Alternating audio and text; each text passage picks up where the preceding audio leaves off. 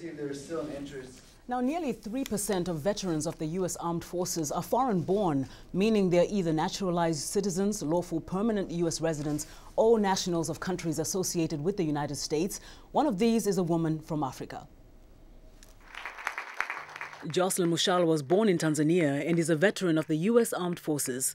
She recently retired as a Sergeant First Class from Unit 354 Civil Affairs after 23 years in the Army Reserve. Mushala has served 2 tours of duty. Her first deployment was to Saudi Arabia and Kuwait in 1991 during the Gulf War, launched after Iraq invaded Kuwait.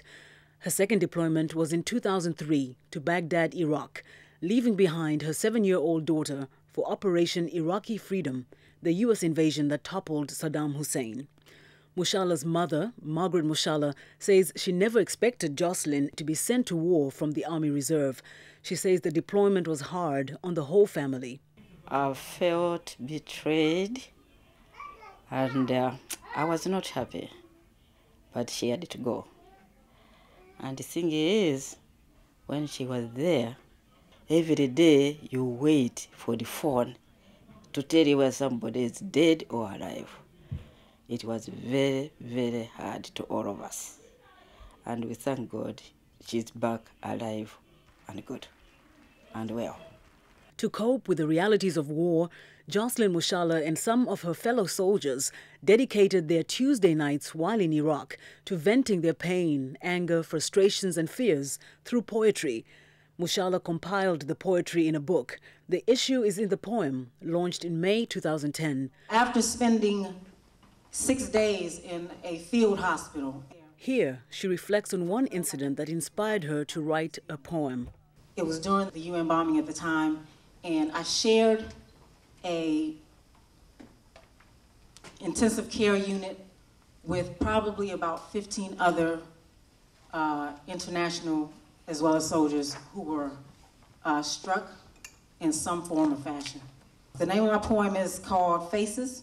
Now, retired from the Army, Mushala has returned to school to study mental health counseling and says she intends to counsel young girls and other war veterans.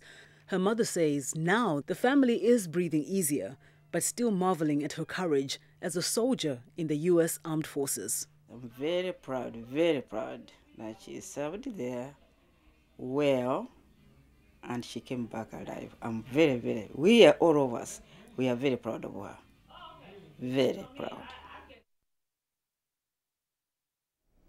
Well, we are extremely pleased to have with us in the studio today retired Sergeant First Class Jocelyn Mushala. Thank you so much for coming with us today. I know you're a bit surprised to hear your mom say how proud she was of you. Absolutely. Hearing her fears and concerns about you while you were away, how much would you say your unit was in danger, the Civil Affairs and Humanitarian Affairs unit that you worked for? I think it would depend on which war you're speaking of. Are you talking about Desert Storm? Tell us about maybe the most current. The most current. You know, for all of us, the preparation, the unknown, is always adds fear to going into war. So in the beginning, none of us knew what we were going into. But of course, going in, Civil Affairs is supposed to go in and work towards rebuilding the government. So we go in before or after the war to kind of check out, look at, make assessments of the banks, of the museums, of the schools, of the medical facilities to see what needs to be done in order to rebuild. And so when you go in and you have no idea what you're going to go into, it's very fearful. And we didn't really have what I would say the soldiers have today going in 2003. Of course, Veterans Day has been celebrated and observed since World War I, as we noted. How do you personally feel about being a veteran now? You know, on this day, I always think about other veterans, especially the ones that lost their lives in Iraq, and those who are with us in my unit. I think about those individuals too. So it's a proud day, but at the same time, it's a very painful, sometimes, memories. And of course, a lot of your colleagues lost some of your colleagues, rather, during the war. Yes. So, as you reflect on your time, Saudi Arabia, Kuwait, Iraq, Would you say it changed you, and if so, how?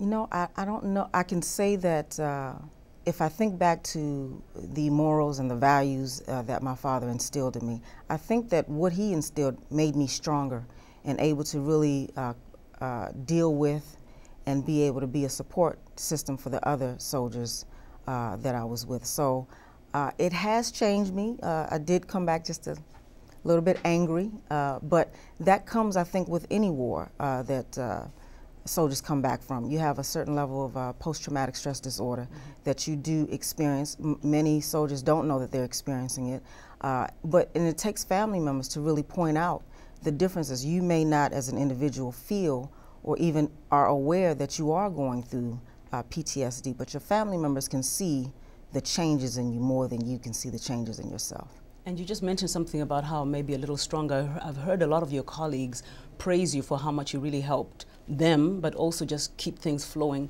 Would you say you had to tap into a strength that you maybe didn't realize you had at the time?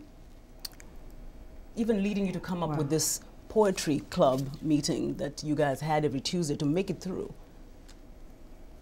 I don't know that I would say that I had to tap into. I think I want to say that it came naturally. To just want to be the support for others who may not have been handling it as well as I was handling it. And then there were others who were supportive of me in the times when I had, you know, buckled. So I think that all of us collectively were a huge support system for each other. So tell us a little bit more about the inspiration for your poetry book. And I have to ask you to do that in like 30 seconds. Okay, well, there was a young man who had been writing poetry. And he decided, you know, Sergeant Mushala, we should write poetry. And of course, my take on it was, no, I've never written poetry a day in my life. But he said, you know what, poetry is all about expression. So anytime we go through anything, let's just write. So we decided that we would do that, and every Tuesday was the day that we chose. We decided to sit down. As long as there was no death or no one was feeling a certain way or anything was going on, we would get together and write. And that's the birth of the book. Of it, the issues in the poem. Thank you so much. Thank you. Jocelyn Mushala is a retired retired sergeant first class from Unit 354 in the United States Armed Forces, and she joined us here on In Focus. And it's time now